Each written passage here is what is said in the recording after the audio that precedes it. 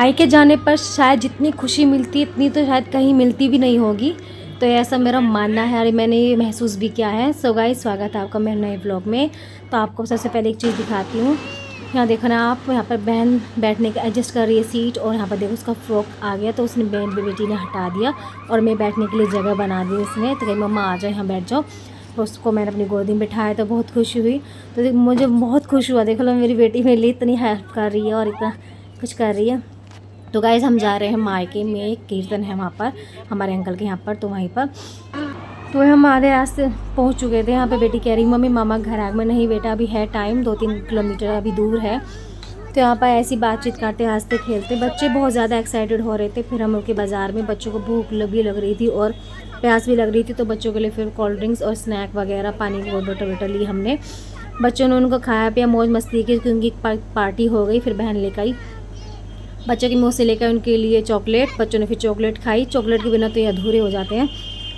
खा पी के मौज मस्ती करके फिर, और यहाँ पे मैं बैठी हूँ और देखो ये मेरे पास अब भी नहीं खड़ी, मेरा पीछा नहीं छोड़ सकती। मैं कहीं भी रिश्तेदारी में जाऊँ, ये मैं पीछा नहीं छोड़ती, मेरे साथ ही खड़ी रहती है। तो यहाँ पे मैं अपनी बहन से पूछ रही थी कि इन दो गले में जो मैंने पहन रखा है इनमें से कौन सा पहनूँ जो अच्छा लगे। तो उसने कहा कि मंगलसूत्र पहन लो और ये निकाल दो, मंगलसूत्र ज़्यादा बेटर है। तो कभी कभी एक एडवाइस भी बहुत काम कर जाती है। तो मैं बहुत अच्छी लग रही थी उस टाइम पर। तो यहाँ पर घर पहुँचे तो मेहमान आए हुए थे, तो उनके साथ थोड़ा गाना वाने मतलब फ़ोटो शूट करें। यहाँ पर गाना चल रहा था तो मेरी भतीजी भी नाच रही है, साथ में उसकी बुआ भी, ये बहन में पिटेगी भी। फिर अंकल के यहाँ पर तो हम लेट हो गए थे, हाँ अंधेरा वंधेरा हो गया था। तो हम खाना वाना खा रहे हैं। वहाँ देखो कान्हा जी की मूर्ति स्थापना हो रही है, क्यों जहाँ पर संकीर्तन होएगा तो कान्हा जी बिठाया जाए, विराजमान कराए जा रहे हैं। फिर 1-2 घंटे के बाद खाना खाने एक दो घंटे के बाद फिर हम आए कीर्तन में। तो देखा तो यहाँ पर कान्हा जी विराजमान कर दिए थे, बहुत सुंदर लग रहे थे, बहुत ही प्यारे, मन मोह लिया उन्होंने। और यहाँ पर हम सब परिवार रिश्तेदार वाले बैठे हैं, क्योंकि गाँव बस्ती, क्योंकि गेहूँ का सीज़न चल रहा है तो सब अपना गेहूँ कटाई करके तब आएंगे पीछे। तब आए थे सब पीछे, बहुत भीड़ हो गई थी, बहुत अच्छा लग रहा था सबके साथ। और हमने भजन कीर्तन करने वाली जो लेडीज़ थी बहुत अच्छा गा रही थी, इनके साथ हमने भी गाया, बहुत मज़ा आया। और ये कान्हा की मर्जी थी तो हम पहुंच पाए ऐसे माहौल में, बहुत ही भक्ति में माहौल हो गया था। सो गाइज़, आपको मेरा ब्लॉग पसंद आ रहा हो तो प्लीज़ लाइक सब्सक्राइब, चैनल को सब्सक्राइब कर लेना, जो बहुत ज़रूरी है मेरे लिए।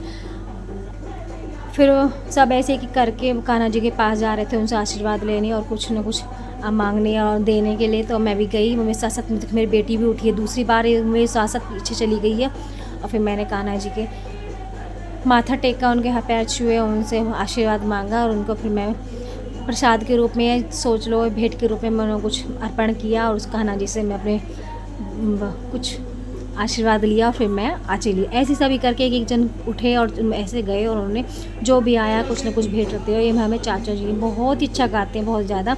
और मम्मी हम दोनों को देख रही थी कि कैसे कैसे, खासकर मेरी बेटी को गिरती पड़ती आ रही थी। सो गाइज़, कैसा लगा व्लॉग बताना प्लीज़। राधे राधे।